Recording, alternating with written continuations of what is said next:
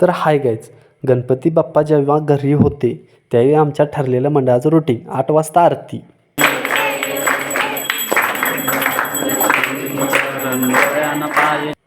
8 वाजता आरती झाली की डायरेक्ट मग प्रसाद वाटप व्हायचा.